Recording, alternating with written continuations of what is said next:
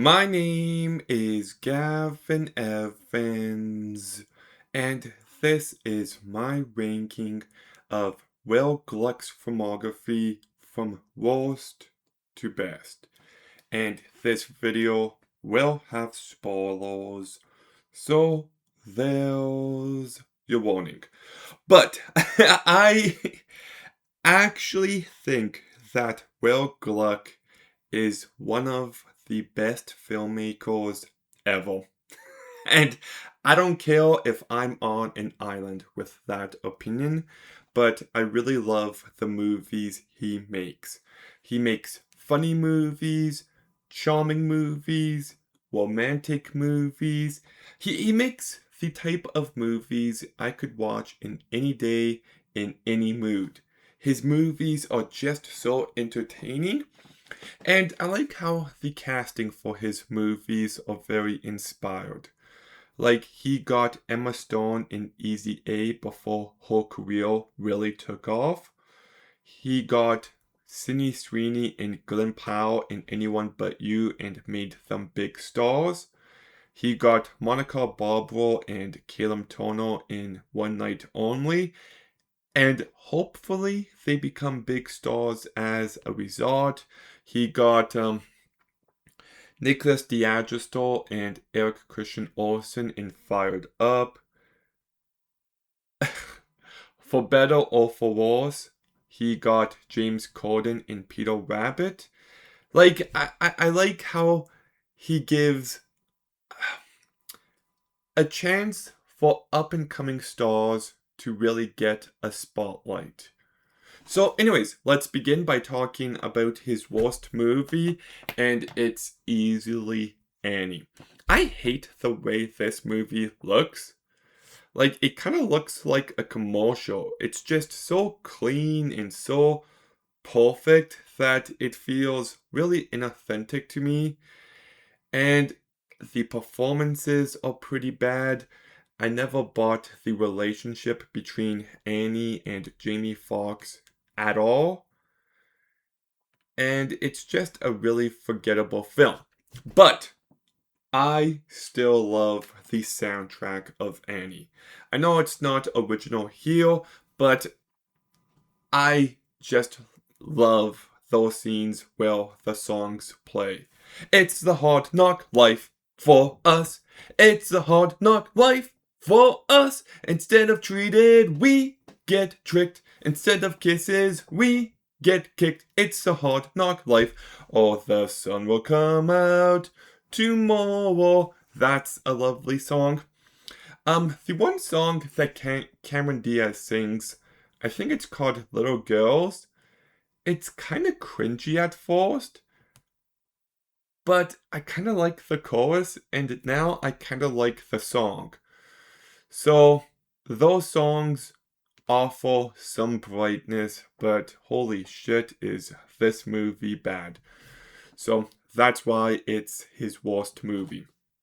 But from this point on, I like the rest of his filmography, and I think number 7 is going to be Peter Rabbit 2: The Runaway.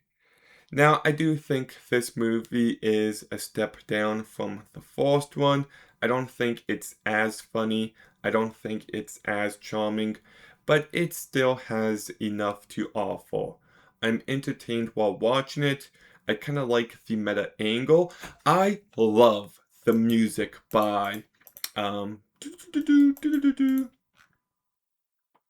Dominic Lewis. It's just got this energy that I love. And the story is fine, but I still quite like this movie. Number 6 is Anyone But You. And my rating for this movie has gone up since I first watched it, because the good has stayed with me while the bad hasn't. I remember there was like this eavesdropping joke that really fell flat for me, and the supporting cast is pretty bad, but Glenn Powell and Sydney Sweeney are movie stars, and they prove it here. They've got great chemistry, and you're actually invested in these characters and their relationship. The movie can be funny, it's just an entertaining time. Movie number 5 is the brand new One Night Only.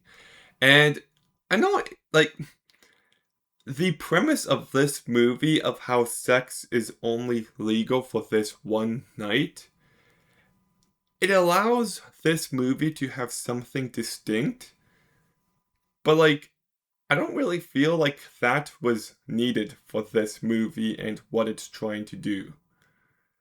Like, if you got rid of this and you set it on Valentine's Day, the movie could play out the exact same way. And there are some cringy moments, like when Kiramtono takes the girl back to his mum's place for some reason, and the dance on top of the lighthouse at the end of this movie, and the little kid was really annoying. So I've got issues. But the movie is really funny. It's really charming, and I love Caleb Tono and Monica Barbara here. They have such pitch perfect chemistry, and I like how this movie is about how people mistake sex for connection when connection and authenticity is connection.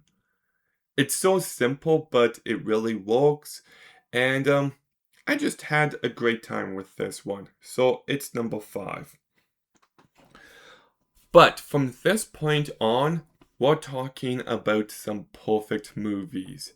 And number 4 is Easy A.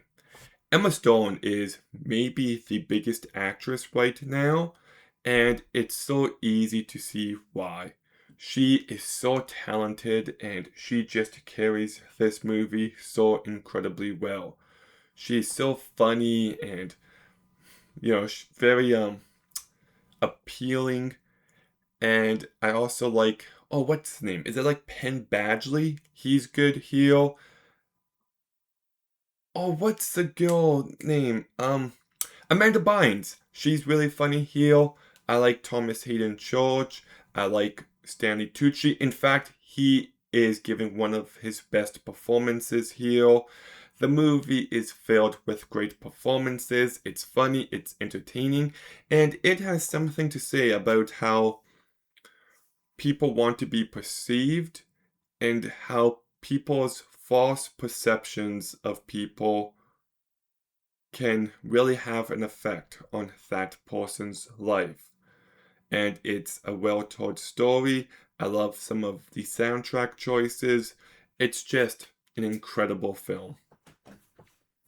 Movie number 3, I don't care what anyone else says, but I love Peter Rabbit. Is it, a proper adaptation? No, probably not. But is it a really funny movie? Yes. Is it a really entertaining movie? Also, yes. Is it a really charming movie? Yes. Does it have a great soundtrack? Yes. Is this a movie that I have rewatched so many times? Yes. I love this movie. And James Corden, look, he might suck, but he doesn't suck here. He brings so much personality to this character. I love Will Gluck. I love Domhnall Gleeson. This movie is just delightful from start to finish. Okay, the top 2 are really difficult because these are 2 of my favorite comedies. But Fired Up is going to be number 2. And I love this movie, and it's a movie that more people need to see. It would have been so easy to have 2 bumbling idiots going to a cheerleader camp where they just make a fool of themselves. But instead, you've got 2 super charismatic, likable guys who are great with women going to this camp, and it's hilarious. It really is, but these characters are so charming. Nicholas Disaster and Eric Christian Olsen do a phenomenal job here. Cyril Warmer is also really fantastic, and the relationship is well done. David Walton is so funny here. Like, this movie is such a blast and it's so unique. Like, the fact that these two guys are just perfect at everything. Every scene is so well blocked, and I love this movie. It brings a smile to my face for 90 minutes. But my favorite Will Gluck movie is Friends with Benefits. And this is one of the greatest romantic comedies ever. Justin Timberlake and Mila Kunis have pitch perfect chemistry. You really do care about these characters and you're invested in where this movie takes them. The movie is so hilarious and charming, and I love the soundtrack choices here. It it actually introduced me to Closing Time by Semisonic. There's also some great emotion with what's his name? Oh, Justin's character. Is it David? It's not David. What's his name? David. Dylan! Ah, I was close. I knew it started with a D. With Dylan's dad, that stuff actually had some real emotional weight to it. And yeah, I just absolutely adore this movie from start to finish. It's honestly one of my favorite movies ever. But that's my ranking of Will Gluck's filmography. What's yours? Let me know in the comments down below. Make sure you like, comment, subscribe. Stay tuned for more videos soon. And Gavin out.